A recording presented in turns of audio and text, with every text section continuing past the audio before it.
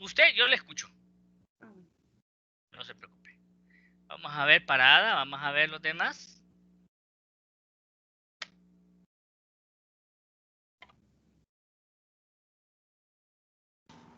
Doctor, solo una Mándeme. pregunta. ¿Las Diga. clases dónde van a quedar grabadas las clases? En el campus virtual? Vamos a abrir hoy, terminando la clase con ustedes, yo voy a mandar el correo para abrir la sección, porque se pide, más o menos tarda 2 días. El video va a quedar acá, también yo lo subo a un canal de YouTube y les puedo mandar el link, no hay ningún problema, para que la clase quede grabada. Muchas gracias. Dele. Van poniendo las cámaras, chicos, no tengan penas.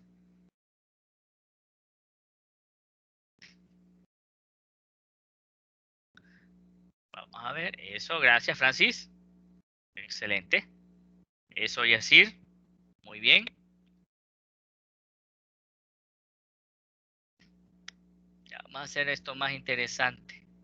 Eso, Ashley. Gracias. Después les voy a pedir que apaguen la cámara. Pero a esta parte introductoria, pues sí, yo prefiero que... Glendy, ¿usted por dónde anda? Que la miro con mascarilla.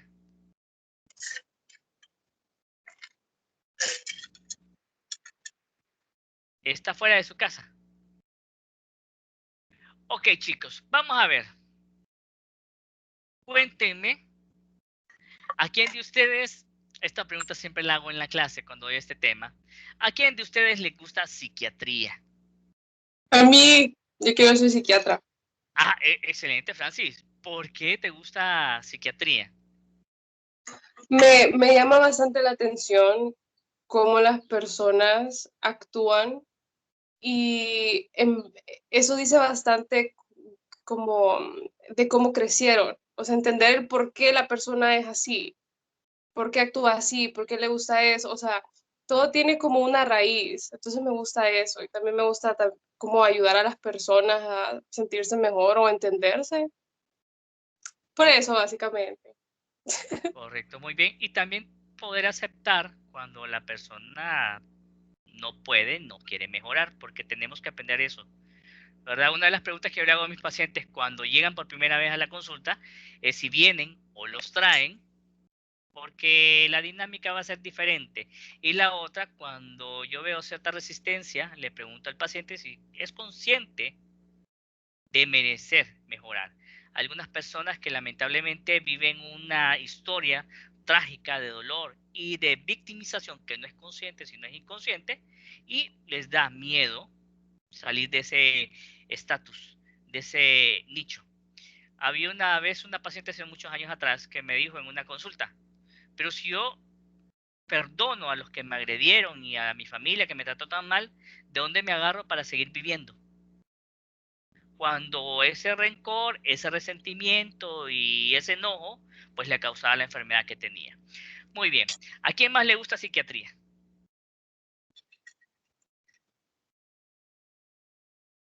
Ok, muy bien. ¿A A mí quién me gusta definitivamente? psiquiatría. A mí me ¿A quién? parece interesante, pero no creo que sería psiquiatra. Pero me parece interesante. Pero, Ok, muy bien, Giancarlo. Excelente. ¿Por qué te parece interesante? porque, no sé, siento que desafía un poco eh, lo que siempre hemos visto como, o sea, siento que de todas las ramas de la medicina, de psiquiatría es donde todo es menos blanco y negro, o sea, siempre hay muchas, pueden haber muchas causas interesantes, no es tan blanco y negro como en otras especialidades, que es esto o no es otra cosa, pero es muy blanco y negro, como le digo, mientras que aquí puede ser un poco gris en muchos aspectos. Eso me parece interesante. Muy bien. Les voy a contar una anécdota con un estudiante de medicina. Hace unos 3, 4 años, viene y hice esta misma pregunta. No, doctor, es que la psiquiatría para mí es muy subjetiva. Muy subjetiva. Y le pregunté, ¿por qué? No, por mira, por Freud, por el psicoanálisis y todo eso. 3 doritos después, estamos hablando de 3, 4 años, adivinen quién me tocó la puerta de mi consultorio. Ese compañero pidiendo ayuda, afortunadamente se le pudo ayudar, pero ahí, no todo es cierto, no todo es blanco y negro, ¿verdad? Hay sus tonos. Y esa es la particularidad. La psiquiatría va más allá de indicar un fármaco. actúan a nivel neurobiológico. Pero esto de acá, lo que el paciente tenga que trabajar ahí a nivel mental, habla mucho de cuánto puede evolucionar. Ok, ¿a quién definitivamente no le gusta la psiquiatría?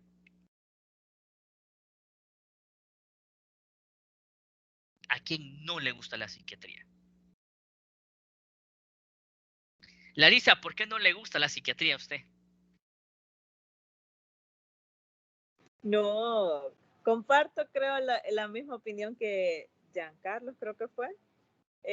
Sí me gusta bastante, pero no como, no me veo como psiquiatra. Ojalá no se me haga chicharrón la boca, ¿va? Porque en el transcurso todo puede cambiar. Pero Yo me miraba hasta el como momento, internista. por eso le digo, puede cambiar, uno nunca sabe al final. Entonces, sí me gusta bastante. La clase me gustó cuando usted se fijó, cuando la llevé con usted, con la doctora Ana. La verdad que sí. Ok, muy bien. Excelente. Vamos a ver. Creo que, ¿quién es la que está en, creo que, no sé si está en un centro de salud por ahí? ¿Alguien de ustedes?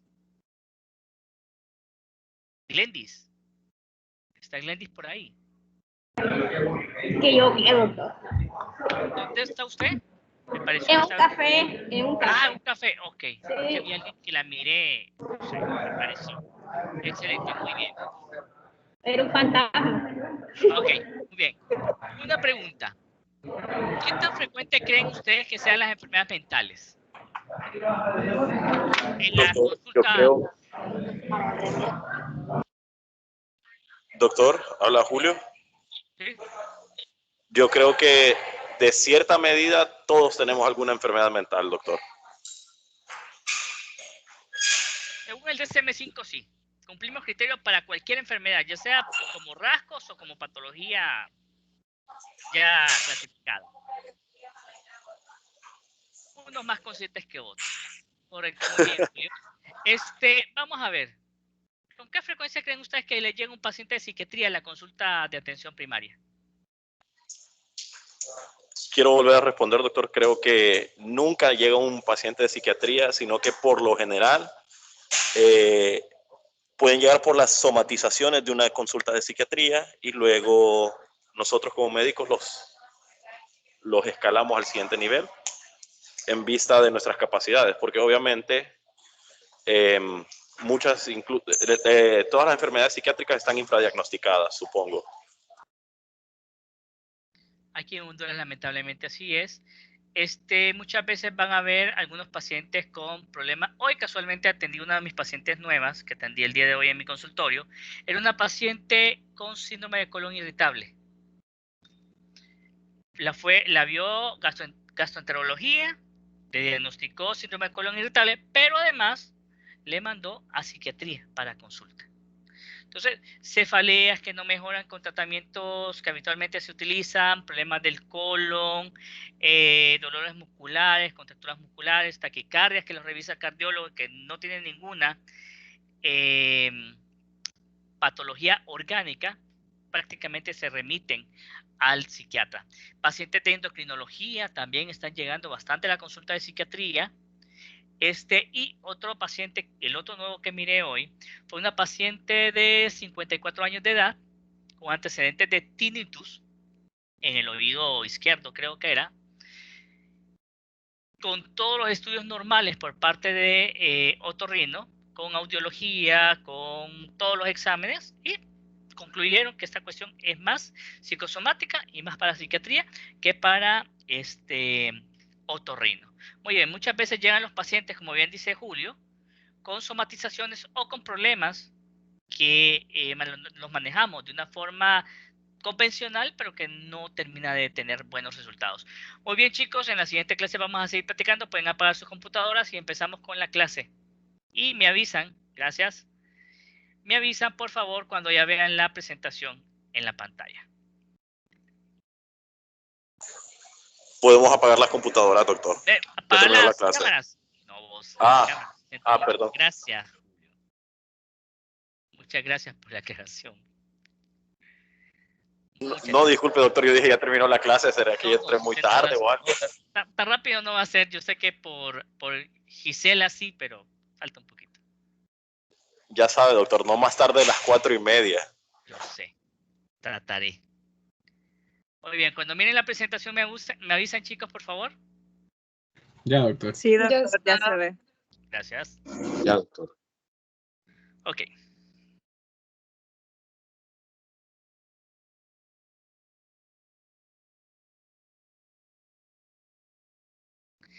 Actualmente sabemos con lo que está sucediendo en el país y alrededor del mundo, sabemos que los hospitales están saturados por la pandemia, por el COVID-19, que no tenemos suficientes hospitales grandes de tercer nivel. Y es cuando aquí nos enfrentamos a una realidad. Que APS, Atención Primaria en Salud, es uno de los componentes fundamentales de un sistema de salud efectivo.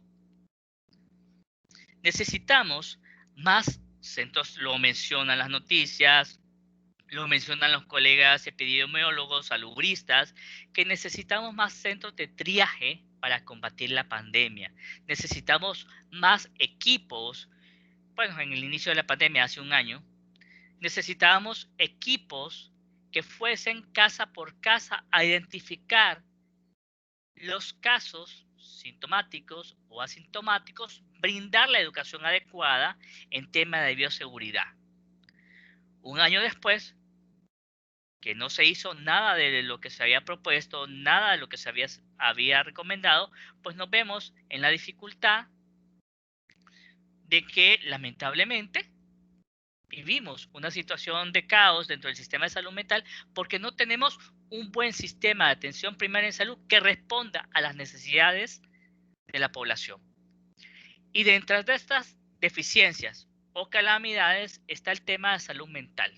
Sabemos que en Honduras lamentablemente solo hay 2 hospitales y medio que abordan los temas de salud mental como prioritarios dentro de su atención. 2 de ellos están concentrados a nivel del centro del país, estamos hablando del Hospital Mario Mendoza, donde ustedes han recibido clases, y el Hospital Santa Rosita, afuera de Tegucigalpa, en el Valle de Marateca, donde aparentemente pues, se manejaban en algún tiempo los pacientes crónicos, y ahora pacientes con trastornos mentales y consumo de drogas y alcohol, y el Hospital Mario Mendoza, que se encarga de trastornos afectivos, esquizofrenia, consumo de sustancias y trastorno bipolar, entre otros. Estos 2 hospitales son los únicos en el país que tienen internamiento para pacientes con estas condiciones mentales. El otro hospital está en la costa norte y es el Hospital San Juan de Dios, que es una organización semiprivada o parte de la Iglesia Católica y parte del sector de salud pública, la CESAL, pero este no tiene hospitalización. Lleva desde 2007, 2010 intentando abrir hospitalización en aquella zona del país. La mayoría de psiquiatras está concentrado en las ciudades grandes del país. Hay varios psiquiatras a nivel de Francisco Morazán, bueno, el Distrito Central, San Pedro Sula, se concentra la mayor cantidad de psiquiatras. Hay hay municipios como Valle, que no hay psiquiatra en Valle, no hay psiquiatra en Intibucá, no hay psiquiatra en Santa Bárbara, no hay psiquiatra en Ocotepeque, no hay psiquiatra gracias a Dios, no hay En La Paz, psiquiatra doctor. en Isla de la Bahía, en La Paz tampoco hay psiquiatra. Entonces, lamentablemente hay poco profesional instalado que se trate de enfermedades mentales a nivel de medicina. Algunos de los médicos psiquiatras están instalados en los hospitales públicos, en el Seguro Social, en el Hospital Mario Mendoza, en el Hospital Santa Rosita, en el Hospital Escuela y en el Hospital Mario Caterino Rivas y Leonardo Martínez. Y algunos pues nos dedicamos solo a nivel privado. Entonces hay esa deficiencia. APS, por su lado, buscaría o debe de buscar una atención integral. Lo primero es promoción de la salud en general, promoción de la salud mental en particular, prevención de enfermedades y de las secuelas que producen este tipo de enfermedades. Y recordemos que APS debería de ser el primer contacto con el sistema y no surgir así como salen algunas imágenes. Ay, ¿por qué viene a las 3 de la mañana? Y, por un dolor de muela. ¿Y por qué no fue a un centro de salud? No, porque es que aquí a las 7 de la mañana no sé qué me atienden y va pasando, o vengo a acompañar a mi mamá a la consulta externa, entonces aproveché que me vieran el dolor de muelas y a ver qué me le podían poner. Entonces ahí, a veces se llenan las emergencias de los hospitales por problemas o situaciones que deberían de manejarse en atención primaria en salud. Sabemos también que necesita promoción de la salud. Esto ahorita que es tan importante, el distanciamiento social, el uso de la mascarilla, el lavado de manos constante para prevenir el contagio, es bien importante tomar en cuenta que esto también se debe hacer en temas de salud mental. Sabemos que la Facultad de Medicina está entregando a la sociedad profesionales dedicados con un enfoque curativo, pero también necesitamos formarnos con un enfoque psicosocial para poder, uno, prevenir la aparición de la enfermedad, prevenir las secuelas de las enfermedades, promocionar la salud general y la salud mental, y así elevar la calidad de vida en un país como el que vivimos, que lamentablemente sabemos que no tiene todas las condiciones adecuadas y que a veces es un ambiente hostil en el cual nos desenvolvemos. Bien, ¿por qué hablar de salud mental en una clase de 6º año de medicina con estudiantes de pregrado? Porque la comorbilidad de las enfermedades mentales o de los síntomas mentales podría afectar perdón, la adherencia al tratamiento y el resultado del mismo. Y aquí pido la colaboración de algunos de los compañeros. Preguntaría yo, ¿qué edad tienen ustedes? Vamos a ver, 22, 23, 25 años. Probablemente por ahí andan las edades.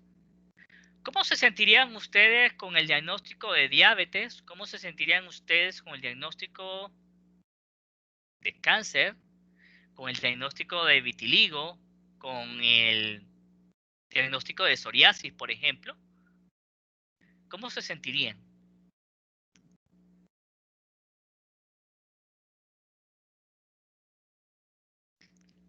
No se peleen, Pues, chicos. pues sería, me imagino, más que todo la impresión de la noticia. Luego a esto viene como el temor, el miedo, la ansiedad, la preocupación.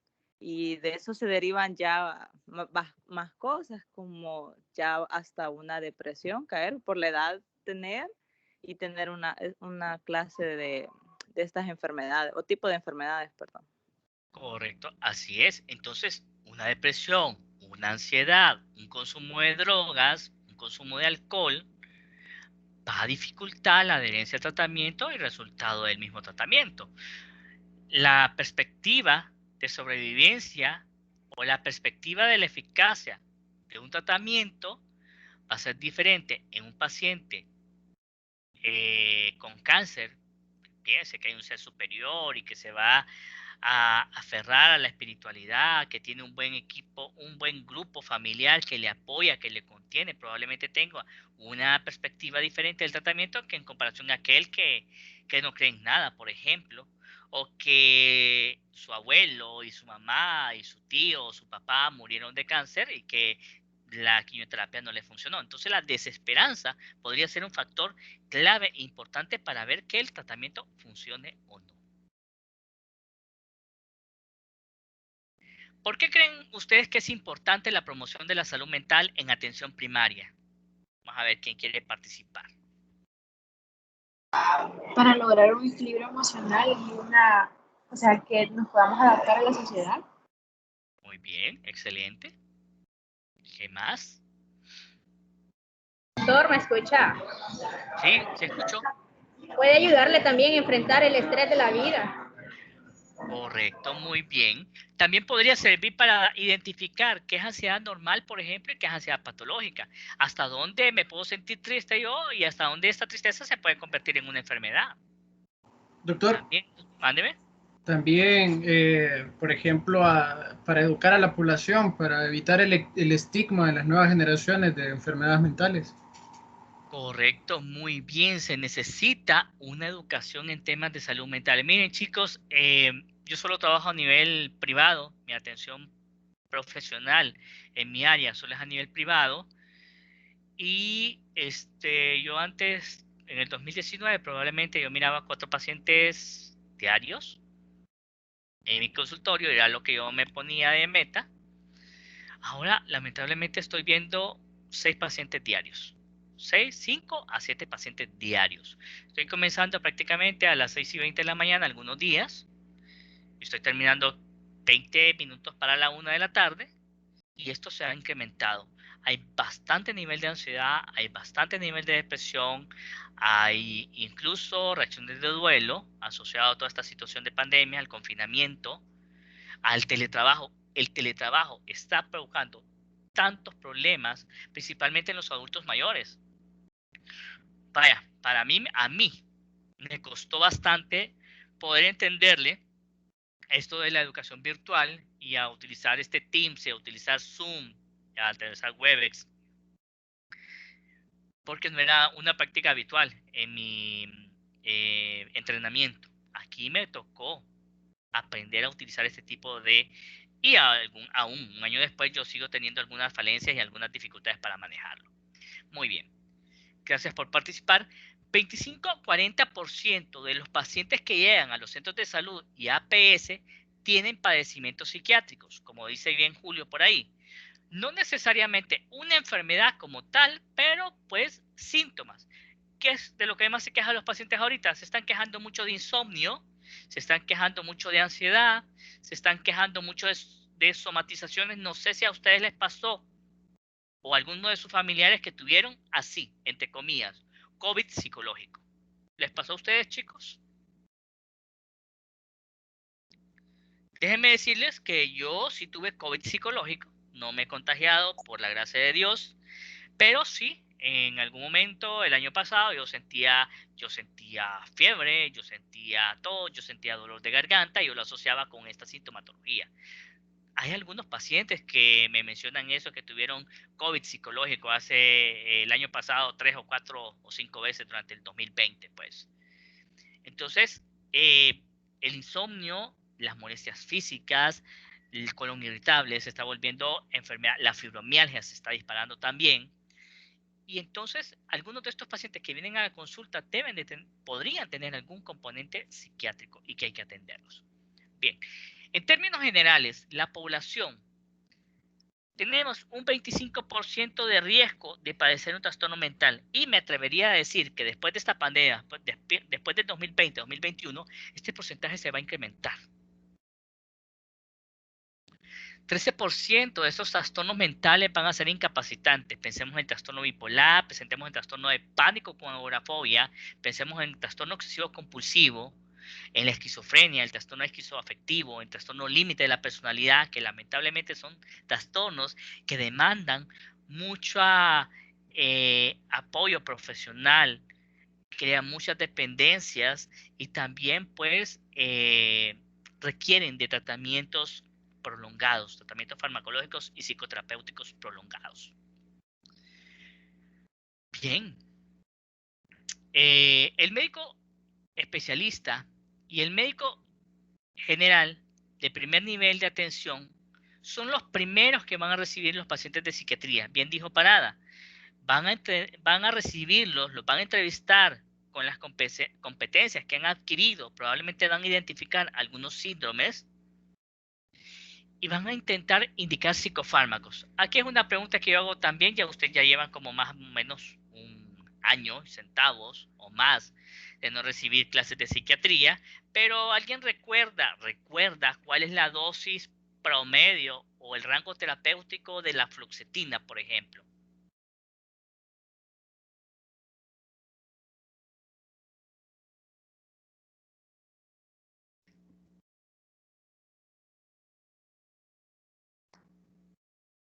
Hola.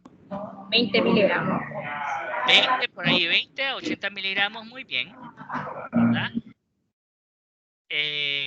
Vamos a ver otra pregunta. ¿Cuánto? Y esta probablemente no la recuerden, pero igual la voy a hacer. Para los que llevaron psiquiatría conmigo, ¿por cuánto tiempo se puede dar una benzodiazepina sin que cause dependencia fisiológica ni cause adicción? ¿Cuántas semanas?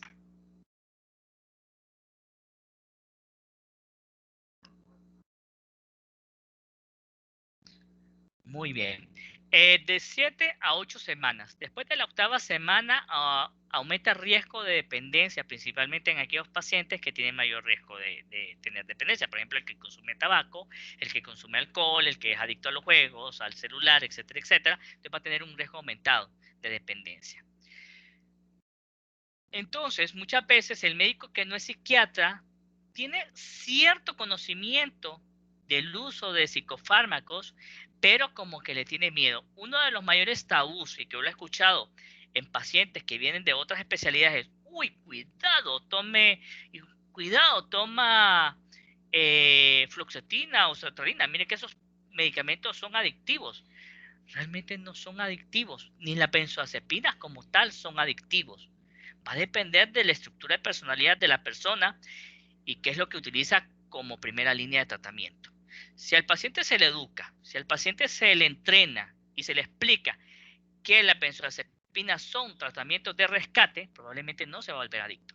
Pero si le enseñamos que cada vez que sienta un poco de ansiedad porque hubo un cohete, porque hubo un disparo, porque hubo un chimón de una llanta en un carro en el bulevar y escucha y se toma una clonazepam, pues obviamente el paciente va a volverse adicto porque no va a poder diferenciar entre una ansiedad normal y una ansiedad patológica. Entonces es bien importante hablar sobre promoción de la salud mental y por lo menos mis estudiantes de psiquiatría, yo les pido un vademecum que se lo lleven, así como el famoso tablita de síndrome y el famoso tablita de examen mental que yo le pido a mis estudiantes de psicopatología, porque mi idea es que cuando sean médicos en servicio social o médicos internos, no se van a recordar las dosis de estos fármacos, pero por lo menos van a tener esa tablita para poderse dirigir y poder manejar dosis estándar de los principales medicamentos de uso más frecuente en psiquiatría desde atención primaria. Bien. 5 buenas razones para integrar la salud mental en APS, la carga de los trastornos mentales. Ya hablé de que solo hay 2.5 hospitales psiquiátricos en el país. Idealmente debería de haber un psiquiatra en cada hospital de área o en cada hospital regional. Un psiquiatra, un psicólogo o 2 psicólogos, trabajadores sociales, una clínica integral de salud mental en cada uno de los hospitales. Si de aquí surge algún secretario de salud, ojalá que tome la idea. La carga de los trastornos mentales cada vez es mayor y después de esta pandemia, pues, para los que sobrevivan va a ser cada vez más. Hay una interrelación mente-cuerpo que ustedes lo van a poder constatar en el tema de psicosomática. Hay una relación salud-enfermedad también. Integrar la salud mental en APS va a permitir mejorar la accesibilidad a los servicios de salud. El paciente no tiene que recorrer desde La Paz o desde Intibucá o desde Corquín hacia Tegucigalpa o hacia San Pedro Sula para tener una consulta con psiquiatra, sino que el paciente va a tener en su hospital regional o su hospital de área un psiquiatra que le pueda dar atención profesional. Es bien importante integrar también para el respeto a los derechos humanos y disminución del estigma, como bien mencionaron por ahí, en términos del paciente con enfermedad mental, la familia y el personal de salud. Hace un tiempo atrás, pues al psiquiatra, yo creo que todavía, piensan que el psiquiatra y el psicólogo eligió esta carrera porque algo le hace falta. Le falta un tornillo y andan buscando su propia salud. Podría ser cierto. Nadie está libre de padecer una enfermedad mental, o tal vez podríamos ser los más cuerdos y nos damos cuenta de que tenemos una enfermedad mental y queremos pues superarla y queremos mejorar y queremos proporcionarle al paciente la misma mejoría que probablemente nosotros tenemos. Si me preguntan, doctor Cruz, ¿cuántos años lleva usted en terapia psicológica con su terapeuta? Yo llevo terapia desde 2006. mediados de 2006. Yo entré a la especialidad en el 2007 y desde ahí estoy con mi psicoterapeuta, no lo he cambiado. Me ha salido buena la muchacha y me ha pues contenido cuando necesito contención y me ha ayudado. Imagínense si no tuviera terapia, ¿cómo sería, verdad, Larisa? Y otro factor por el cual integrar la salud mental en APS es el costo-efectividad. ¿Alguien tiene alguna noción de cuánto cuesta un psicofármaco en el país? Un buen psicofármaco, vamos a ver. La caja como 1000 lempiras. Ok, muy bien. Depende. Sí, hay un buen medicamento no le baja de 1000 lempiras. Un buen antidepresivo no le baja de 1000 lempiras.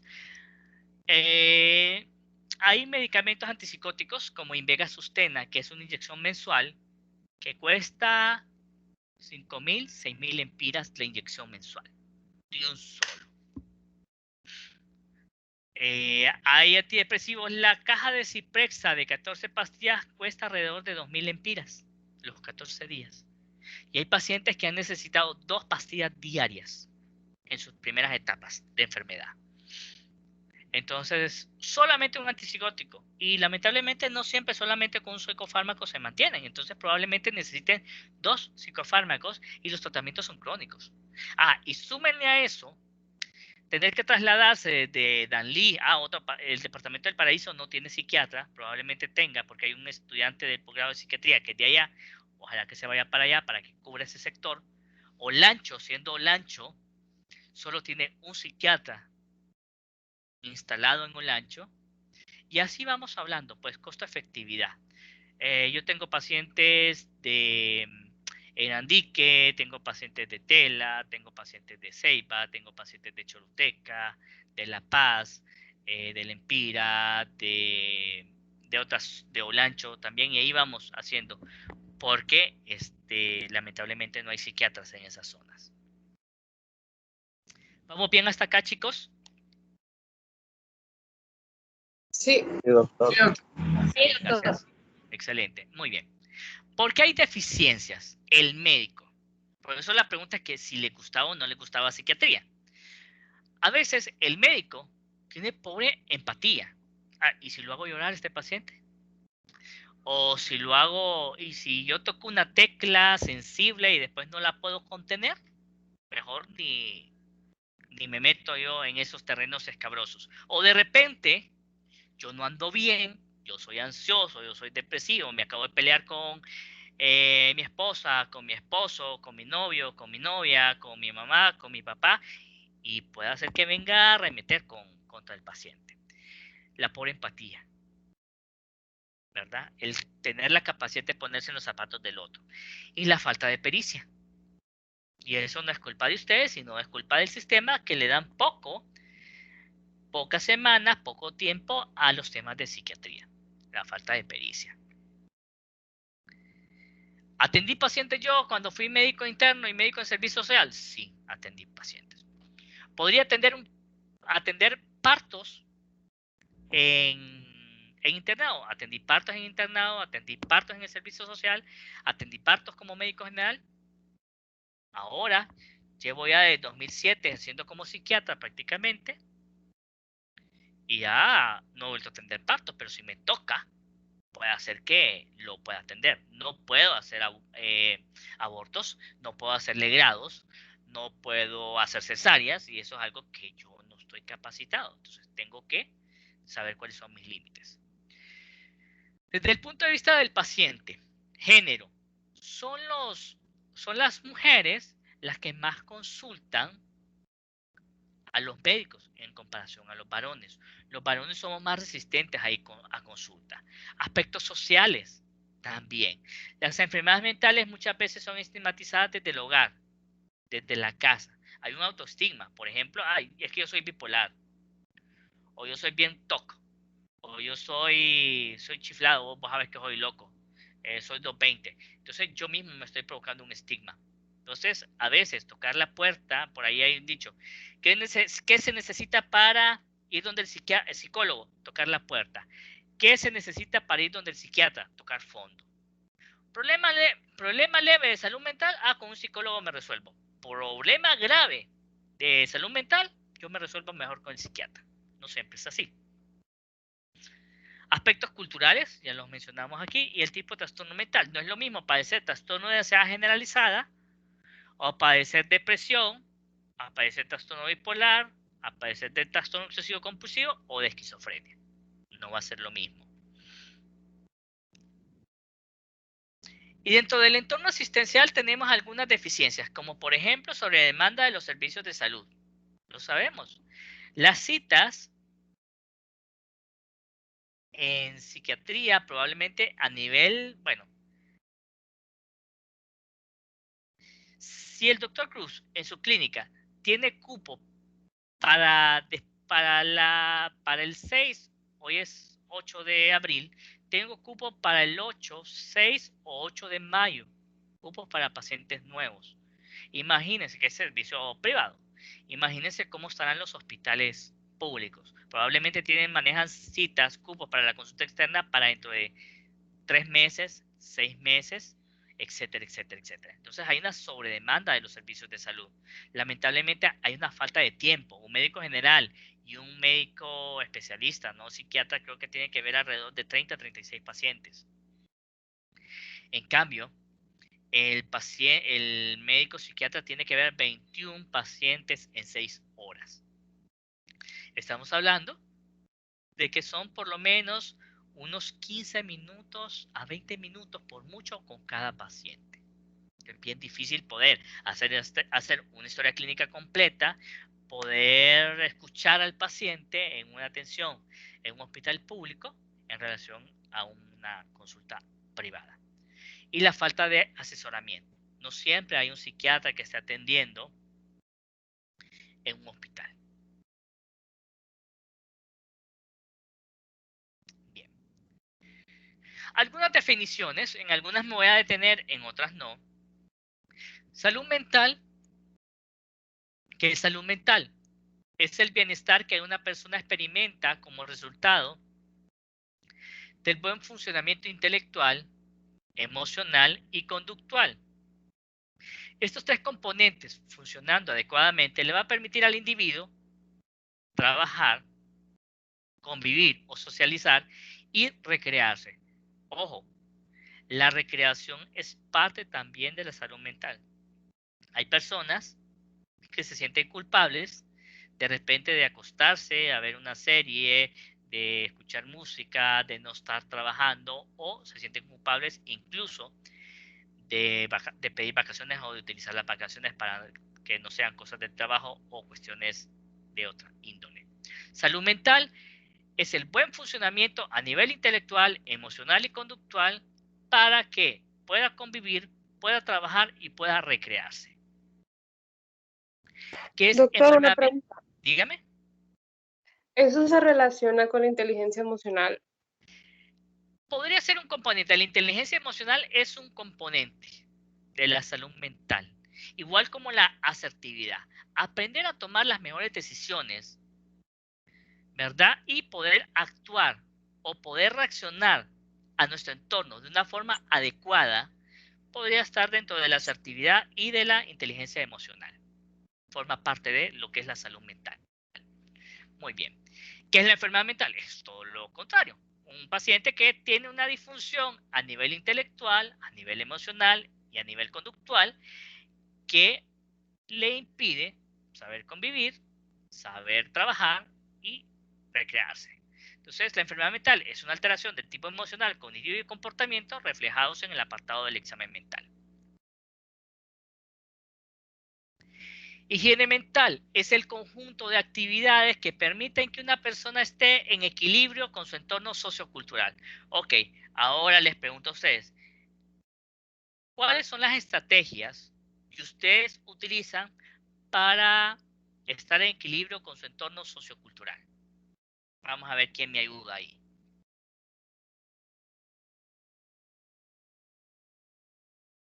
Yo honestamente no entiendo qué se refiere con equilibrio al entorno. Ok. Doctor, Actividades que permiten el persona. ¿Qué hace usted cuando se siente estresada? Cuando se siente cargada. A veces medito. Ajá, meditación. Ok, esa es una actividad que le ayuda a mantener el equilibrio con su entorno. A ver, ¿quién Ah, más? Doctor, yo le quería a Ujú. participar. Pues sí, precisamente el trabajo, también las clases, cualquier tipo de problema, lo que yo hago es mismo echar mi cervecita, pues una actividad o hacer ejercicios para Ok, relajar. prefiero que hagas ejercicio a que te eches tus cervecitas. Bueno, lógicamente ambas, ¿verdad? Es como una actividad, o sea, prácticamente socializar y echarme mis cervecitas con algunas amistades y socializar las cosas que me pueden estar pasando para un punto de venir y hacer introspección y sentirme un poquito más tranquilo y poder conllevar la carga, ¿verdad? Esa es una de las actividades que yo puedo realizar para tranquilizarme. Correcto. Te agradezco la sinceridad, me parece muy bien, ¿verdad? A ver, ¿quién más? Bueno, doctor, yo en mi caso, cuando yo me siento en un nivel de estrés demasiado alto, agarro mi carro, mi moto y solo voy a manejar así una media hora, una hora por la ciudad en la noche. O me voy para el gimnasio. Más que todo el gimnasio es lo que me desestresa más. Ok, muy bien. Pero no a alta velocidad, ¿verdad? No, claro que no, solo por relajarme Ex- escuchando música. Excelente, excelente. Muy bien. ¿Quién más?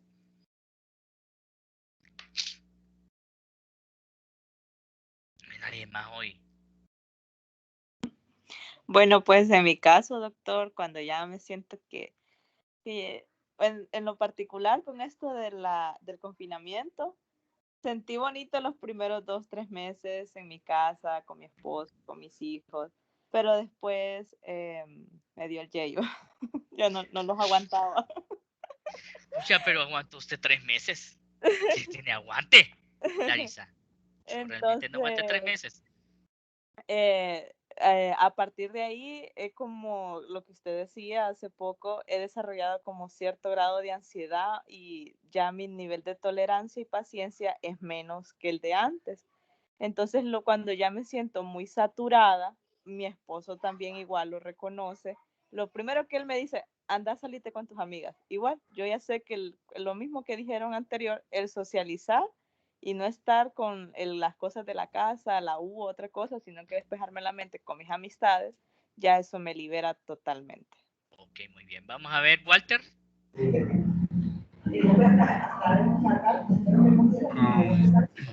Pues no sé, creo que lo primero que hago es tratar de apartarme de la situación que me está causando el estrés o la incomodidad.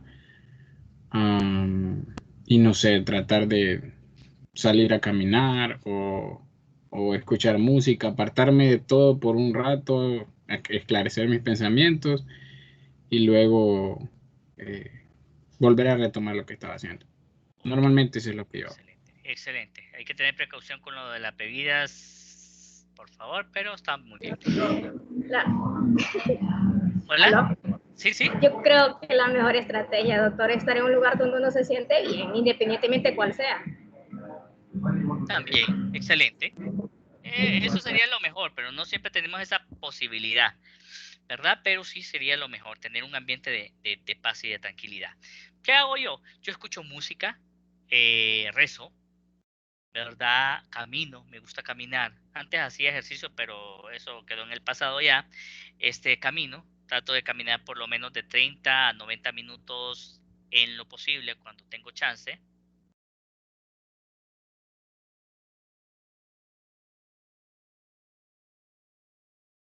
Entonces ahí.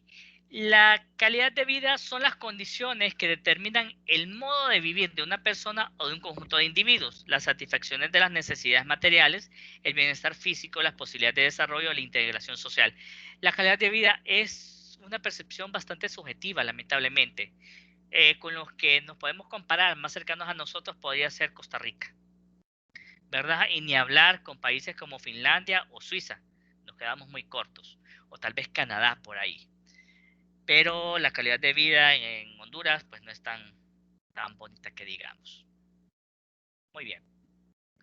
La promoción, no me voy a detener en la promoción porque yo sé que lo han hablado en salud pública, igual la prevención. Determinantes de salud, pues son factores que mejoran o amenazan el estado de salud de un individuo o una comunidad. La resiliencia para mí es una de las cosas creo que es de los conceptos que más me gusta de la psiquiatría, que aprendí de la psiquiatría. La resiliencia es la capacidad que tiene una persona de poder sobreponerse a periodos de dolor y emocional y de las situaciones adversas. Es salir adelante pese a las dificultades. Honduras es un país resiliente, aunque no lo creamos. El hondureño es un individuo resiliente. Nosotros manejamos toda la frustración a través de la jocosidad, del chiste, de la comedia. Ok, películas resilientes. Preciosa es una película que habla mucho de resiliencia, se las recomiendo. Wonder, o Maravilloso, que es un chiquito con malformaciones congénitas a nivel facial. Es un niño con mucha resiliencia.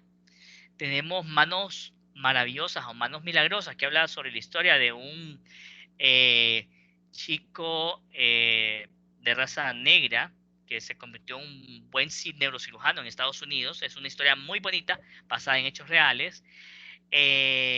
Anne con E, ¿verdad? O Anne, la de las tejas verdes, se les recomiendo también. Es una chica con resiliencia, etcétera. Y estigmas son los atributos que un individuo tiene que le generan profundo descrédito y desvaloración social. Bien, vamos a hablar de los factores protectores, que son las condiciones o situaciones o características que van a proteger o potenciar las capacidades que permiten estar fortalecidos ante las situaciones de riesgo o de adversidad. Bien, factores protectores que influyen favorablemente en la salud mental de los individuos. A nivel individual, ¿qué tenemos? Una alimentación adecuada. Es bien importante. No saturarnos de grasa, no comer mucha chunchería, comer más frutas y verduras, una alimentación adecuada.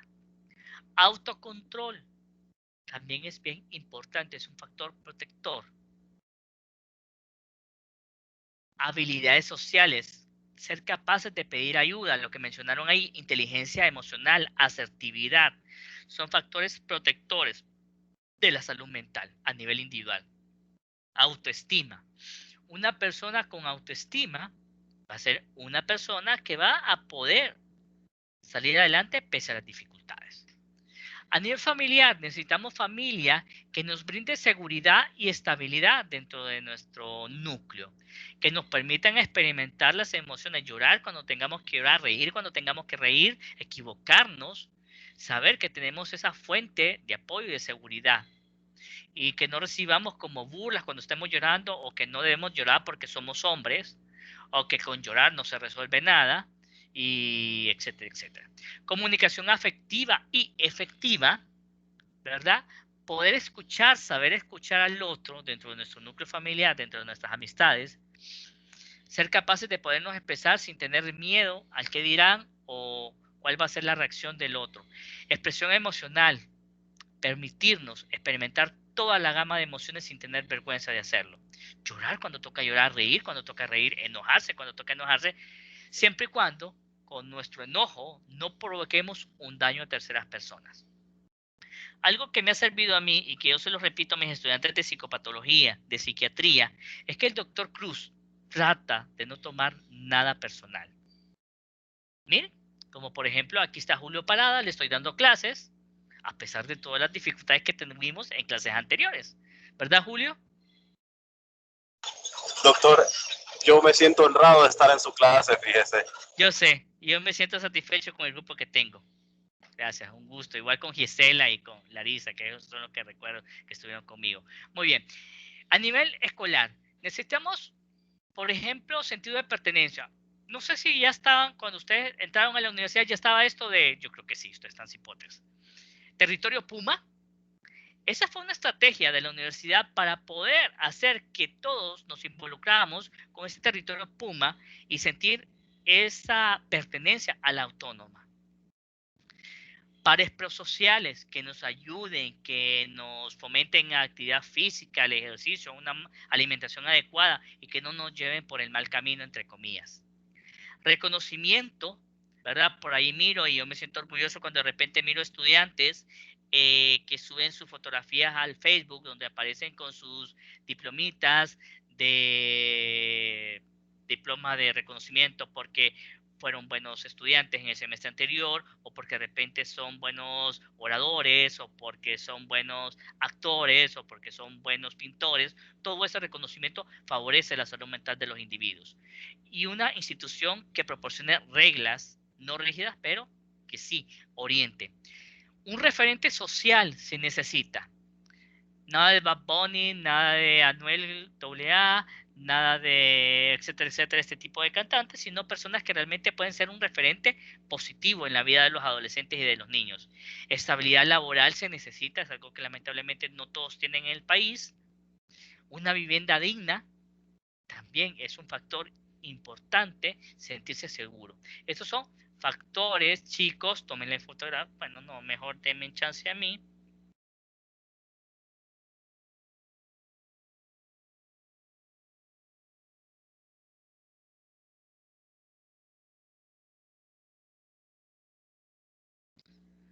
Ahí se las mando al grupo del WhatsApp. Y los factores de riesgo, que es todo lo contrario, lo que favorece que el paciente se enferme.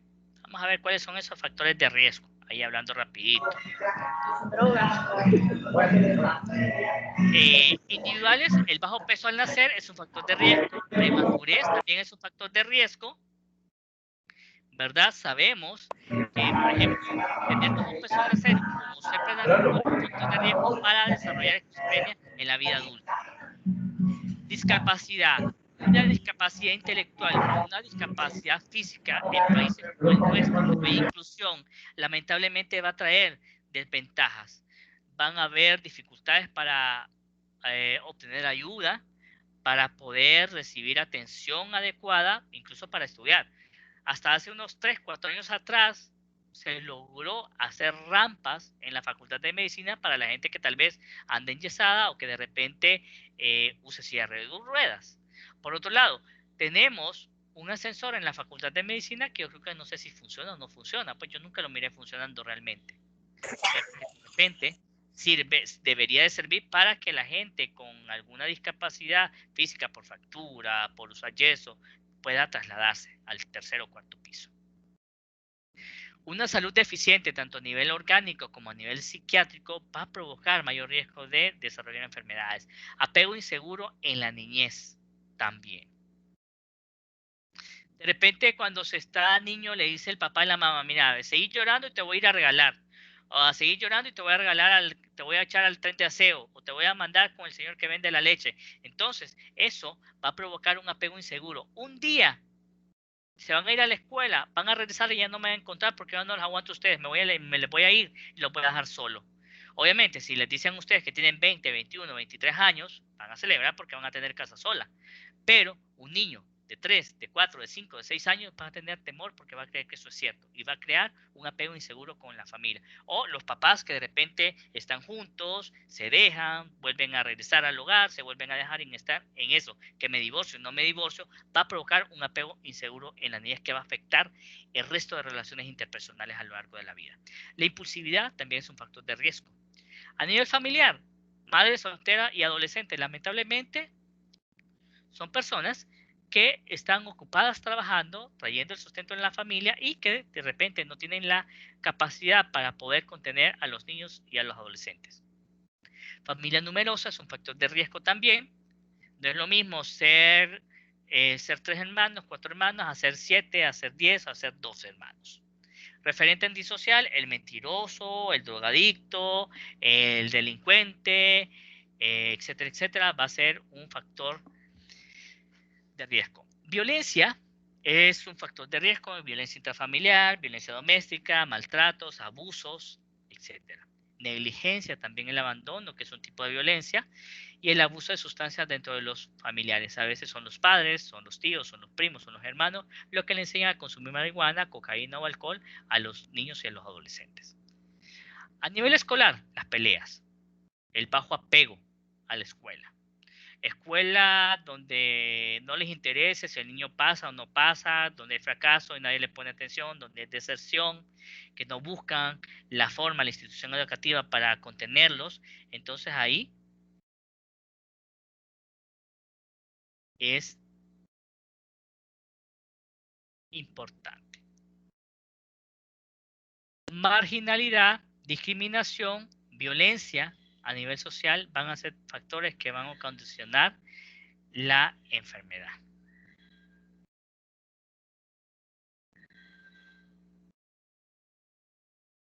El estrés laboral, doctor. El estrés laboral iría dentro del componente, muy bien, dentro del componente social. También. Bien, ya para terminar esta primera parte, ¿cuáles son las estrategias de trabajo para el manejo de los trastornos mentales dentro de la atención primaria? La sectorización, que cada departamento, por lo menos cada uno de los 18 departamentos de Honduras, tenga su unidad de salud mental con psiquiatra, con psicólogos, con trabajadores sociales, con terapeutas, con rehabilitadores que le ayuden a manejar los trastornos mentales y que no necesiten llegar a un hospital como el Mario Mendoza o Santa Rosita para recibir atención, que se puedan contener, que se puedan educar. Un sistema de referencia y contrarreferencia entre ambos niveles, atención primaria de salud y terciario. ¿Para qué? Para que el médico general que remitió a este paciente con un síndrome psicótico, un síndrome depresivo o un síndrome ansioso, sepa cuál fue el diagnóstico que le dio el médico, que pueda leer el diagnóstico, que lo pueda estudiar y que para próximas evaluaciones el médico sepa qué es lo que va a investigar en este paciente, porque va a seguir siendo su paciente dentro de esa comunidad. Entonces es bien importante eso. O darle seguimiento en cuanto a tratamiento farmacológico, los efectos adversos de algunos medicamentos. Interconsulta con especialistas también se necesita. Y consultoría en temas de salud mental en APS. Entrenamientos, diplomados, capacitaciones. Muy bien, chicos. ¿Preguntas hasta acá del primer tema? No. Muy bien. El segundo tema va a hablar en relación a la comunicación como herramienta para la promoción de la salud. Yo siempre recomiendo una película que se llama Amar la Vida, pueda que la conozcan. Entonces yo se las recomiendo si la pueden repasar para hablar en temas de promoción de la salud y la comunicación. ¿Cuál es la realidad? La realidad es que a lo largo de la vida profesional, estamos hablando de 40 años, vamos a ver entre 200 a 400,000 consultas en nuestra vida profesional, un poquito más, un poquito menos, entre pacientes nuevos y pacientes subsiguientes. El 50%, lamentablemente, el 50% de los problemas psicosociales se pasan por alto. No se ven o se atribuyen a la situación. ¿Cómo no va a estar ansioso si vive en una colonia peligrosa, donde tiran flechas, donde disparan a cada rato, donde vive en una zona conflictiva? Entonces, ahí atribuimos esa situación como parte de la normalidad.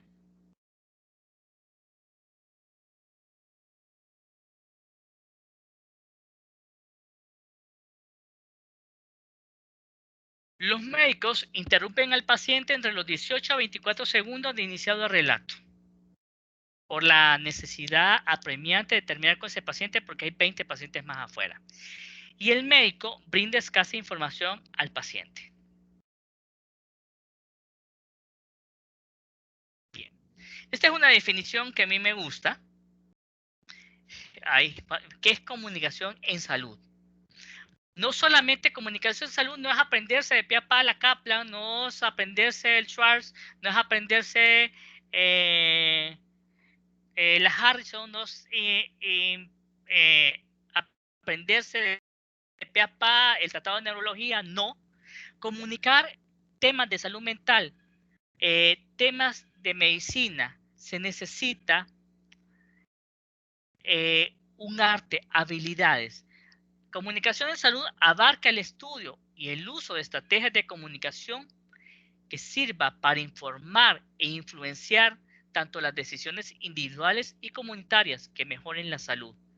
Pero también se necesita que esta persona que va a transmitir el mensaje tenga habilidades para poder comunicar, para conectar al público que lo está escuchando, que lo está viendo, para no aburrirlos.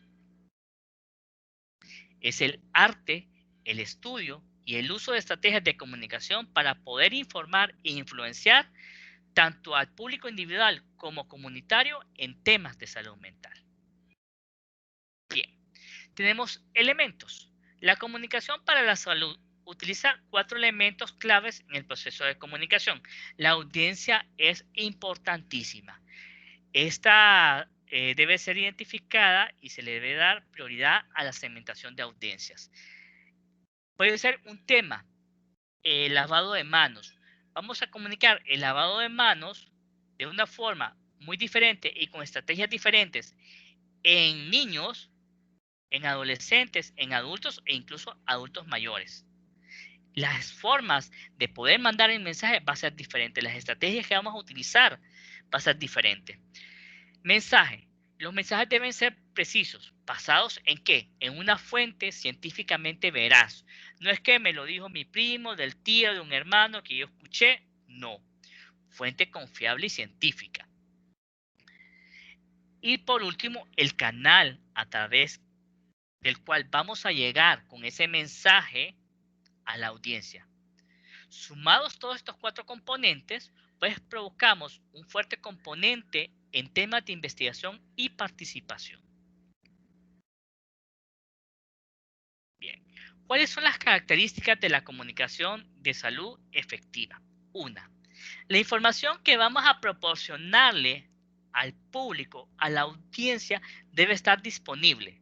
No vamos a hacer como en la Edad Media o cuando vinieron los españoles aquí a América, que daban las misas en latín y que los indios estamos obligados a recibir la misa aunque no entendiéramos nada. La información debe estar disponible al alcance de la mano de las personas. Cuando comenzó la pandemia, todas las revistas indexadas y de pago en temas de salud, pues abrieron sus artículos para que cualquier médico en cualquier parte del mundo tuviera acceso sin pagar 35, 20 dólares por ese artículo. Debe tener un balance. Los pros y los contras de los tratamientos, de los esquemas, de la información, cuáles son las ventajas, cuáles son las desventajas, y no parcializarnos, que no haya conflicto de interés en lo que estamos hablando. Competencia cultural. Hay temas que vamos a tener que manejar de forma muy profesional, muy ética con la audiencia. Temas, por ejemplo, el aborto, la planificación familiar, la homosexualidad, las enfermedades de transmisión sexual, que pueden causarle risa a algunas personas, que se pueden burlar. Entonces, hay que tener ese respeto por las competencias culturales, por las características culturales de la audiencia y poder utilizarlas incluso a nuestro favor. Evidencia base, ¿verdad? A través de revisiones bibliográficas como las que ustedes van a entregar. Alcance. Hay temas que necesitamos que sean a gran escala, entonces vamos a utilizar medios masivos de comunicación para poder brindar esta información y que llegue a todos los lugares del país. La radio, por ejemplo. Repetición. Entre más repitamos, distanciamiento social, uso de mascarilla, lavado frecuente de manos o utilizar gel de manos, va a ser más fácil que la gente entienda este proceso. Va a ser más fácil que la gente comprenda y se lleve ese ejemplo para su casa. Dar información a tiempo es bien importante. Y que la forma en que nosotros hablemos con la audiencia sea entendible. Bien. Para tener ese proceso de comunicación necesitamos varias estrategias. La primera, ¿cuáles son los temas que a esta audiencia, a esta comunidad, a este pueblo se le puede dar y necesitan saber? Vamos a realizar primero una investigación y análisis. Ahorita es, por ejemplo, prevención de enfermedades mentales durante la pandemia, manejo del duelo durante la pandemia, estrategias de manejo del estrés durante la pandemia, durante el confinamiento, durante la cuarentena, lavado de manos, distanciamiento social, toma de medicamentos, etcétera, etcétera. Investigar cuáles son los temas que pueden ser prioritarios en esta comunidad, analizarlo. Diseño estratégico. ¿Cuáles van a ser las estrategias que nosotros vamos a utilizar para llegar a esta población. En niños necesitamos que los niños aprendan a lavarse las manos. El uso de la mascarilla. Entonces probablemente vamos a utilizar videos educativos, caricaturas, vamos a utilizar mopeds para poder ayudarle a estos niños a entender. A los adultos mayores, tal vez sea otra forma. Gente sin escolaridad que no pueda leer, no le vamos a hacer un trifolio ni un panfleto. Probablemente va a ser en un taller donde le enseñemos cómo usar la mascarilla y cómo utilizarla. Diseño estratégico. Después, cuando ya tenemos el diseño estratégico, vamos a hacer el desarrollo, la producción y revisión de materiales y métodos. Vamos a utilizar cartulina, vamos a utilizar un data, vamos a utilizar una computadora, vamos a utilizar un video, etcétera, etcétera, para transmitir la información. Gestión, implementación y monitoreo.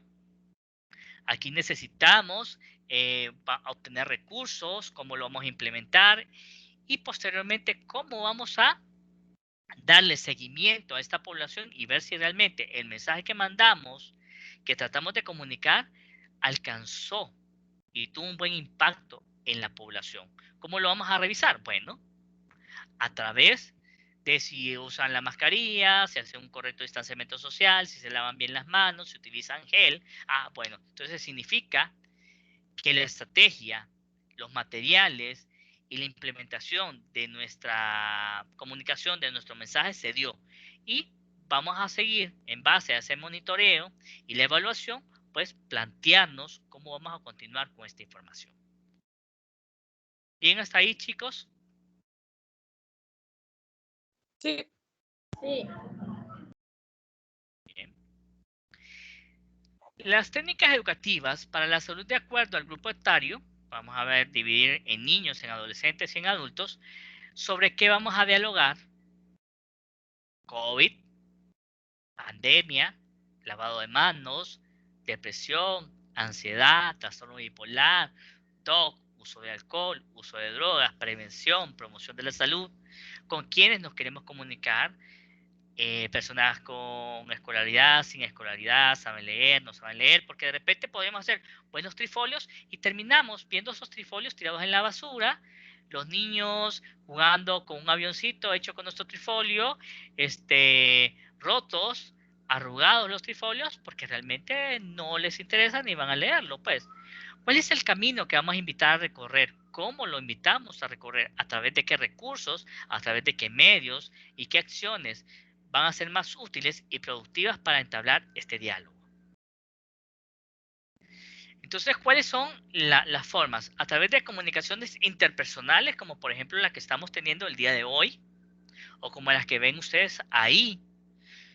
Obviamente, ahí vemos a una enfermera, una trabajadora social o una doctora en la primera imagen que está hablando sobre lactancia materna a quienes probablemente mujeres embarazadas, a puérperas o adolescentes. En la segunda, probablemente tenemos un grupo de personas que están recibiendo una charla, una capacitación sobre salud. Y en la última, por las imágenes que tenemos, probablemente sean un grupo de chiquitines, porque están disfrazados, y es la forma de fomentar la limpieza oral, el lavado de dientes, el cepillado con niños, probablemente en edad escolar de primero, segundo, tercero o kinder. Talleres, la carrera de medicina probablemente es un taller constante donde enseñamos aprendiendo y aprendemos enseñando. Eventos a gran escala. La consulta clínica siempre es un buen escenario para educar a la población en temas de salud. Actividades recreativas, rotafolios, como el que están utilizando esta señora en la primera imagen, programas de radio para alcanzar la mayor población posible, trifolios para las personas que saben leer y que les gusta leer, y murales con ayuda audiovisual. Todo esto nos va a servir para poder comunicar temas de salud. Bien, ya para terminar, y son las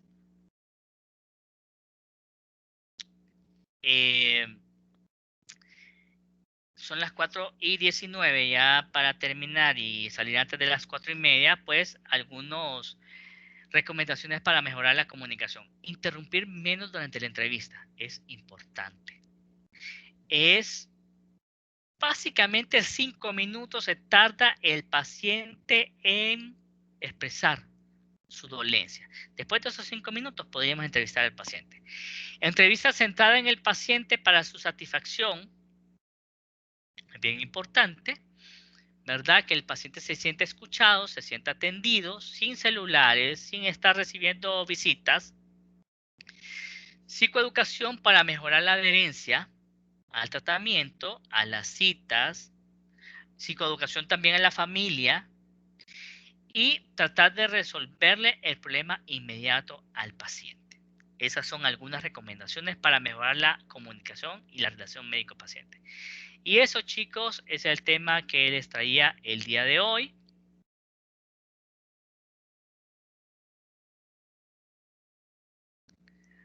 Así que yo les agradezco